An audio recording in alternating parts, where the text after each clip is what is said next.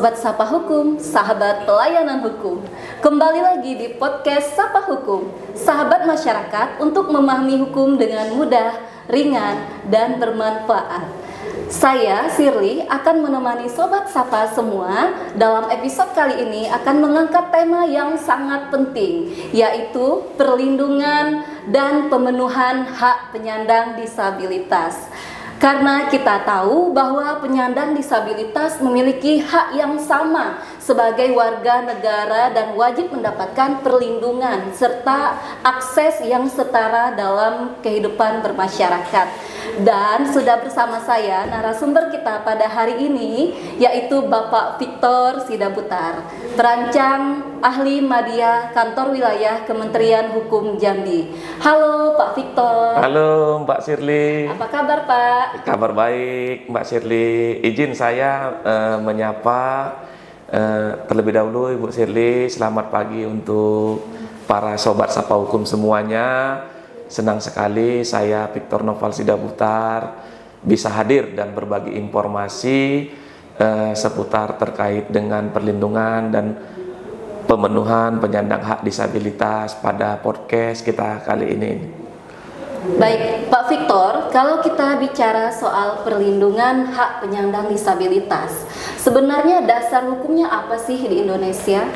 Baik Mbak Shirley, terkait dengan perlindungan dan pemenuhan hak penyandang disabilitas, itu dasar hukum utamanya itu yaitu Undang-Undang Nomor 8 Tahun 2016 tentang penyandang disabilitas, yang mana undang-undang tersebut masih berlaku hingga saat ini, Mbak Shirley.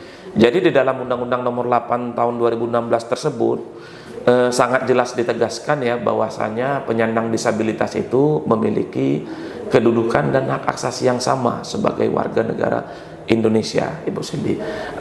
Selain undang-undang tadi, Ibu Shirley, terdapat juga beberapa peraturan turunannya ya, seperti peraturan pemerintah dan juga peraturan daerah, Ibu Shirley. Bahkan kita di kantor wilayah saat ini, Mbak Shirley, sedang memfasilitasi beberapa kabupaten kota ya dalam menyusun peraturan daerah tentang perlindungan dan pemenuhan hak penyandang disabilitas itu karena memang perintah daripada Undang-Undang Nomor 8 Tahun 2016 tadi, di mana di situ pemerintah daerah diberi tugas dan tanggung jawab, Ibu Shirley, terkait dengan perlindungan dan pemenuhan hak penyandang disabilitas. Jadi implementasi daripada tugas dan tanggung jawab tersebut, inilah yang kita tuangkan di dalam peraturan daerah, kira-kira seperti itu, Bu Shirley. Ya, berarti pendekatannya bukan lagi belas kasihan ya Pak, tapi pemenuhan hak. Iya, benar sekali Bu Shirley. Jadi memang paradigma lama ya, yang melihat penyandang disabilitas itu sebagai objek bantuan sosial itu sudah berubah ya Ibu Shirley. Sekarang ini pendekatannya itu tidak lagi belas kasihan, melainkan pendekatannya berbasis hak asasi manusia. Jadi kalau kita katakan dia berbasis hak asasi manusia, itu artinya negara wajib memastikan bahwasanya penyandang disabilitas itu memiliki kesempatan yang setara, baik dalam bidang pendidikan, pekerjaan, kesehatan, layanan publik dan lain sebagainya, Ibu Shirley. Jadi tidak lagi dia yang pendekatannya berbelas kasihan, karena memang tak jarang kita lihat, Ibu Shirley ya, si penyandang disabilitas itu banyak yang sukses ya dalam pekerjaan, dalam karir ya. Jadi tidak semata-mata lagi dia objeknya belas kasihan tadi, kira-kira. Ya. Nah, Pak Victor, sebenarnya apa saja hak penyandang disabilitas yang dijamin oleh undang-undang? Itu contohnya cukup haknya itu sangat banyak ya, Bu Shirley ya. Di antaranya itu tadi yang dijamin oleh undang-undang, hak untuk memperoleh kesempatan di bidang pendidikan, pekerjaan, ya, layanan kesehatan, aksesibilitas fasilitas umum, layanan publik, hak politik, hingga bebas dari tindakan diskriminasi dan eksploitasi, Bu Shirley. Jadi undang-undang di sini juga menjamin si penyandang disabilitas ya berhak untuk hidup mandiri dan dilibatkan dalam masyarakat. Jadi memang si penyandang disabilitas ini harus kita beri ruang untuk berpartisipasi dalam berbagai bidang kehidupan, termasuk juga berpartisipasi dalam pembangunan. Gitu. Baik, kalau dalam kehidupan sehari-hari bentuk perlindungannya itu contohnya seperti apa, Pak? Contohnya banyak ya Ibu Shirley ya, kalau kita tadi sesuai dengan aspek bidang-bidangnya tadi itu ya, kalau kita lihat aspek di bidang aksesibilitas fasilitas umum itu penyediaan jalur kursi roda itu salah satu bentuk contohnya Mbak Shirley. Jadi kembali lagi kita lihat jenis disabilitasnya.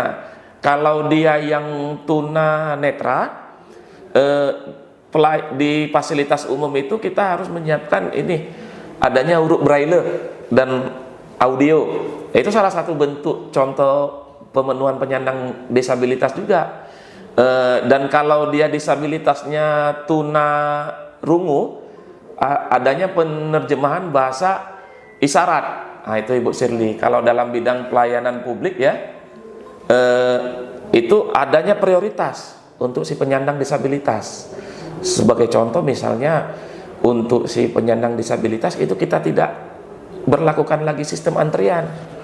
Nah, jadi dia memang prioritas utama. Bahkan juga untuk di tempat-tempat layanan publik adanya loket khusus untuk penyandang disabilitas. Jadi tidak disamakan dengan yang masyarakat yang pada umumnya. Untuk di bidang pendidikan juga Ibu Shirley, jadi kita untuk si penyandang disabilitas kita terapkan sistem pendidikan inklusif di sekolah umum. Itu salah satu bentuk contoh layanannya juga. Untuk di dunia kerja ya, pemerintah sekarang ini juga mewajibkan ya adanya kesempatan bagi penyandang disabilitas baik di instansi pemerintah maupun di swasta. Bahkan peraturan perundang-undangan itu memberikan batasan persentase yang jelas ya Ibu Shirley. Untuk di pemerintah itu minimal 2%, dan untuk di swasta 1%. Jadi kalau kita lihat kebutuhannya ada 10 orang yang direkrut, otomatis kan minimal harus dua dari penyandang disabilitas. Dan itu juga harus kita sesuaikan ya Ibu Shirley, artian kan tingkat dan jenis disabilitasnya harus bisa mendukung si pelaksanaan pekerjaan itu. Jangan sampai nanti misalnya kayak di pemerintah untuk ditempatkan sebagai petugas Satpol PP, tentunya kan yang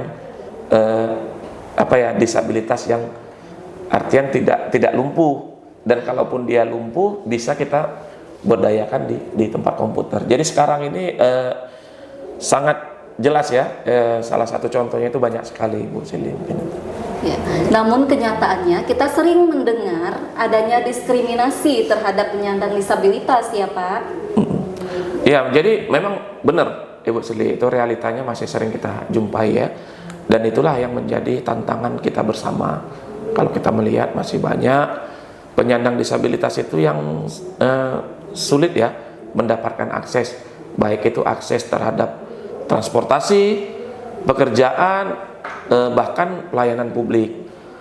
Dan kalau kita belum lama ini ya Bu Shirley ya muncul yang jadi perhatian masyarakat itu ya adanya dugaan perlakuan tidak adil ya terhadap penyandang disabilitas yang menggunakan moda transportasi udara, di mana alat bantu mobilitas dia ke pesawat udara itu dikenakan biaya tambahan. Jadi itu sebenarnya tidak seperti itu Ibu Shirley.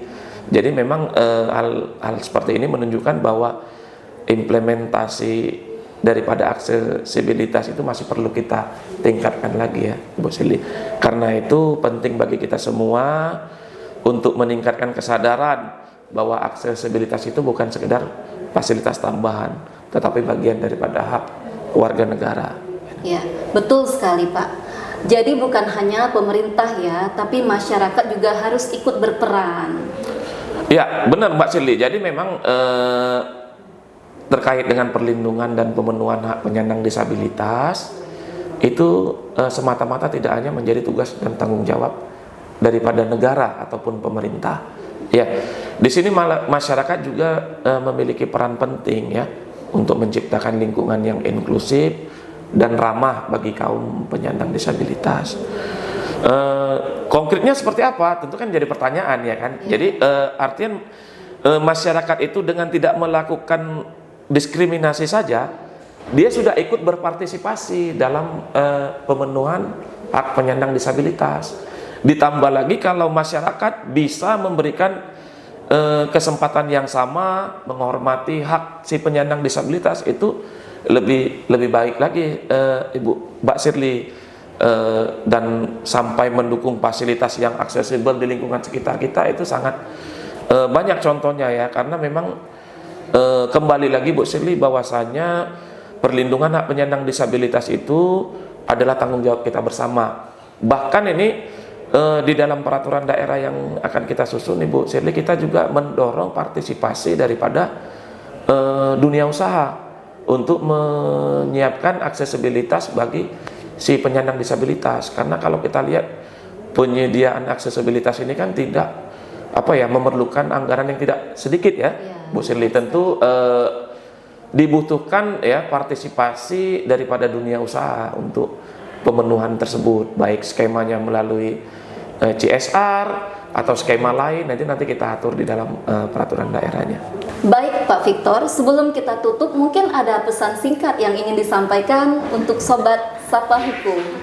Ya, terima kasih Bu Shirley. Pada kesempatan ini ya, saya ingin mengajak seluruh masyarakat ya untuk lebih peduli dan memahami hak-hak daripada penyandang disabilitas.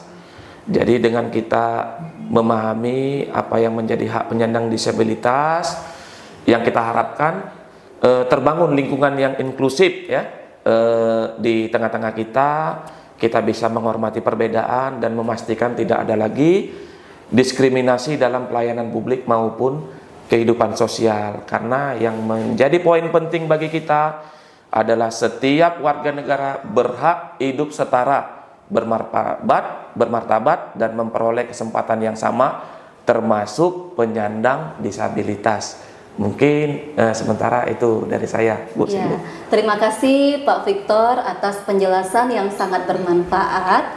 Sobat Sapa Hukum, semoga episode kali ini dapat menambah pemahaman kita bahwa perlindungan dan pemenuhan hak penyandang disabilitas merupakan bagian penting dari penghormatan terhadap hak asasi manusia. Saya, Shirley, bersama narasumber Victor, pamit undur diri. Tetap ikuti podcast Sapa Hukum, karena Sapa Hukum, masyarakat melek hukum. Sampai jumpa di episode berikutnya.